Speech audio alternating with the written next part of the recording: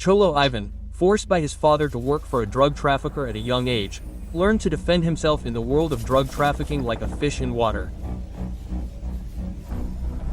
Throughout his remarkable life as a hitman, he managed to move the masses and come to the forefront in major confrontations with other cartels. Cholo Iván was one of the men Chapo Guzmán trusted the most. He was his violent bodyguard, his right-hand man, a man who showed his boss what he was capable of with his determination, eventually being promoted to the top. Iván, a prominent figure in Mexican drug trafficking. Find out the details of his biography and stay until the end.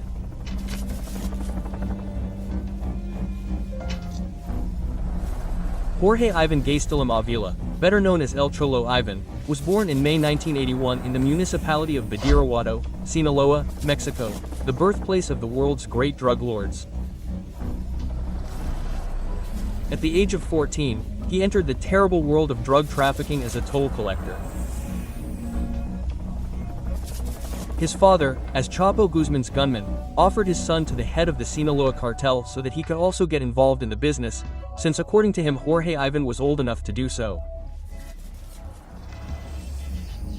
In a short time, Jorge Iván had already gained enough experience as a toll collector and earned respect among the other drug traffickers, as his seriousness characterized his work, something that did not go unnoticed by Chapo.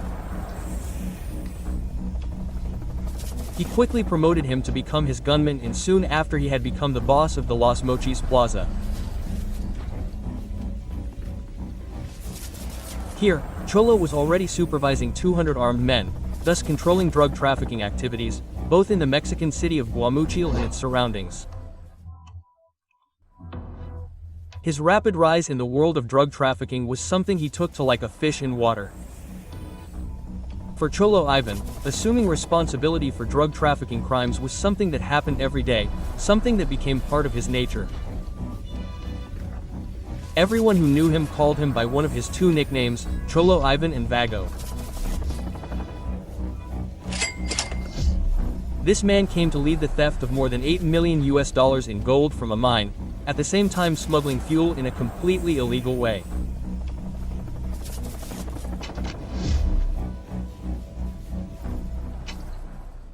Cholo Iván's life after entering the world of drug trafficking evolved over time. He was no longer as close to his father as he had been in his early years, as his father eventually became more of a colleague. That's why, when Cholo Iván began to gain much more confidence with Chapo, he became not only his ally and personal hitman, but also his friend. Since Jorge Iván, El Cholo, was with Chapo Guzmán from the beginning, it was inevitable that they would end up sharing more things than usual. It didn't take long for Jorge Iván to earn Chapo Guzmán's appreciation. According to the story, every time the Sinaloa Cartel leader went out with women, he used to reserve one for his colleague, El Cholo, and reward him for his excellent work. El Chapo's trust in El Vago was so great that on several occasions he acted as a personal bodyguard for Joaquin Guzmán's children, taking them to school when they were still young.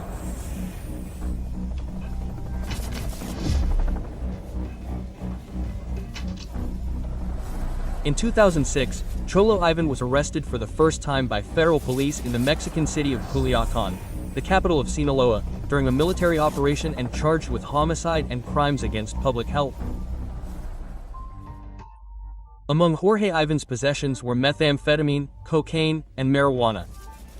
With these behind him, he was admitted to the Aguaruto prison.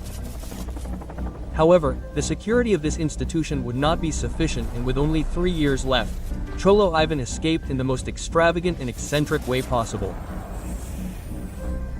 He took his first opportunity and escaped from prison, leaving through the main door dressed as a woman.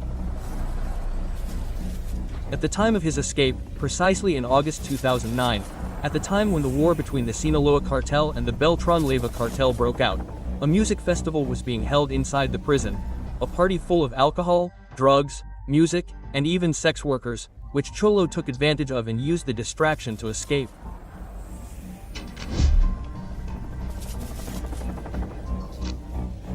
Jorge Iván Gastélum, known as Malia's El Cholo Iván, was quick to return to the world of drug trafficking after his escape from prison, and this did not go unnoticed by the feared leader of the Sinaloa Cartel, Chapo Guzmán, who welcomed him with open arms. Over the next few years, Cholo Iván became involved in a series of crimes, including the alleged murder of 2 government officials, which is speculated to have been an act of revenge for the death of his father under suspicious circumstances. Although his guilt could never be confirmed, the accusations continued to haunt him. In 2011, a fierce fight broke out between the Mazatlecos and the Sinaloa gangs, and as expected, Cholo Iván led the brutal massacre. But it was not only the Mazatlecos who were enemies of the Sinaloa Cartel. There were also a couple of military men who hated them to death. For the drug traffickers, any government official was a mortal enemy.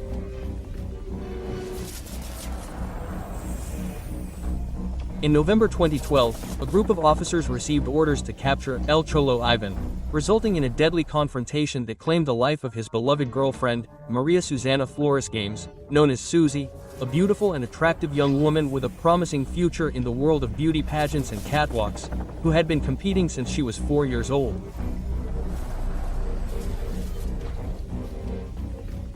It is unknown exactly how the relationship between Susie and Iván Gastélum began, although it was well known that the relationship was not approved by the girl's mother. Maria Susana was killed on November 24, 2012, during a confrontation between gunmen and members of the military, where it is theorized that she was used as a human shield by 2 of the hitmen in the shooting. The alleged murder weapon was an AK-47 rifle that was found next to the young woman's body. But the love story between Cholo Iván and Susie had begun a few years earlier, when they met thanks to their shared love for beauty and luxury. After being caught together with a shipment of stolen weapons and millions of dollars in cash, both lovers were sent to prison, which only solidified their love. Their tragic story was so impactful that it was even the inspiration for a film called Miss Bala, presented at the Cannes Film Festival. Despite the death of his beloved, Cholo Iván managed to escape and became one of the most wanted drug traffickers in Mexico. He was even included on the list of the 122 most wanted criminals in the country. A year after Susie's death, Cholo Iván placed dozens of banners on the streets of Sinaloa, demanding that the general responsible for his girlfriend's death be imprisoned. This act demonstrated that Cholo had not forgotten his beloved and that he was a man capable of moving the masses.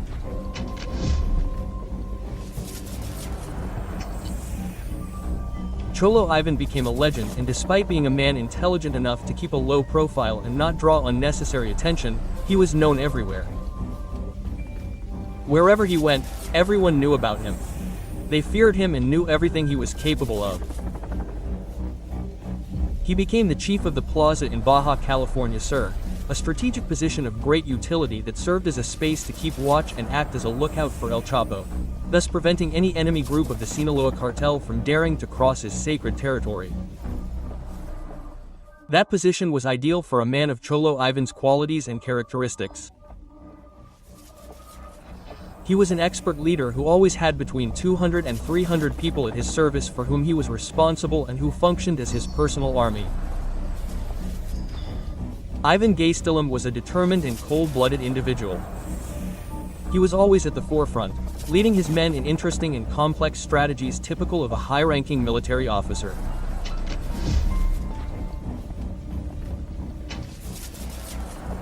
The year was 2015, in the middle of July, when the great drug trafficking leader of the Sinaloa Cartel, El Chapo Guzmán, managed his second escape from the Altiplano prison thanks to a tunnel built to connect his cell to a house adjacent to the prison. The creation of this amazing tunnel required many resources and the collaboration of many people, including Emma Coronel, Guzmán Lore's wife, Damaso Lopez Núñez, alias El Licenciado, then El Chapo's friend, and of course Jorge Iván Gastélum, known as Cholo Iván. Shortly before this operation ended successfully, El Cholo was promoted by El Chapo, becoming his head of security and chief hitman within the Sinaloa Cartel. Cholo Iván thus became the link to be able to converse or pass messages and information to Guzmán Lara, since the cartel leader was becoming more cautious and judicious and did not like people seeing him or talking to him. Thus, Jorge Iván El Cholo became Guzmán Lara's intermediary with the outside world and one of his closest and most trusted friends. 2016, the year in which El Chapo was captured. Unfortunately for this duo of traffickers, El Chapo's term of freedom ended in just 6 months when Guzmán Lara was captured for the third and final time in January 2016, being detained after an operation by the Navy in Los Mochis. According to northern investigations, El Cholo wanted to transfer El Chapo to a safe house where all the hitmen were being kept until the operation was over. This operation, nicknamed the Black Swan, sought to capture all those linked to Guzmán's drug trafficking gang. But fortunately for the federal government, it ended in the capture of 2 men, Joaquin El Chapo Guzmán and Jorge Iván Gastélum, known as Cholo Iván. Cholo and Chopo took cover in the drain, taking care not to make any noise so as not to be captured by the police who were combing the area. In the middle of the operation, Cholo confronted a couple of police officers and beat them severely in order to protect Chopo, but Chopo reprimanded him, saying that the police would rather help them escape. Despite a vague attempt by Chopo to bribe the police, to whom it is alleged he made a stratospheric offer of $50 million to let them leave alive, the 2 traffickers were eventually arrested. The police officer whom El Chapo had tried to buy off with the promise that with this money he would never have to work again refused the money and the operation ended successfully. After the capture of this pair, a very famous photograph was taken in which you can see their gestures of defeat after the failed attempt to escape from the operation. El Chapo can be seen with his hand on his chin, resting fixedly there, and both are seen with a blank stare. In this case, Cholo Iván remained looking down at a point.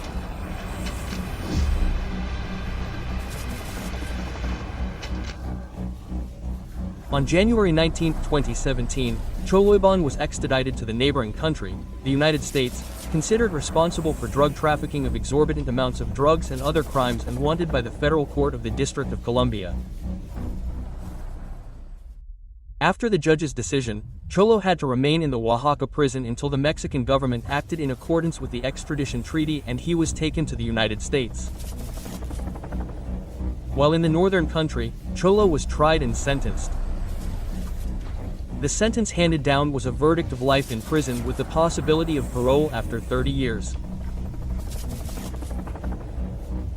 All this for the countless crimes committed in the Mexican nation, the most notable being the exorbitant amounts of drugs that he trafficked for years and money laundering. Jorge Iván is currently incarcerated in the ADX Florence prison, considered one of the highest security facilities in the entire vast territory of the United States and which houses the most dangerous criminals. On the other hand, during his sentence behind bars, El Chapo has reached a point where his human rights have been violated, leading to a state of permanent incommunicado detention. As such, El Cholo Iván could end up with the same fate as his former boss. Thus concludes the painful story of El Cholo Iván, an intelligent, brave man with great strategic ability and skill who dedicated practically his entire life to drug trafficking to protect his boss, El Chapo Guzmán, who, contrary to their plans, ended up facing the reality of the police, far from being able to escape from prisons as they had previously managed to do, and also in a position far from bribing officials to get their way. Stripped of their power, they will spend the rest of their days in a cold prison where they will be kept isolated from the rest of the inmates as a result of their own acts of vandalism. This was Effecto Capital with a new shocking story for all of you. Don't forget that you can follow us on our social networks, subscribe to the channel for new content and support us with a like or a comment. Until the next story. M.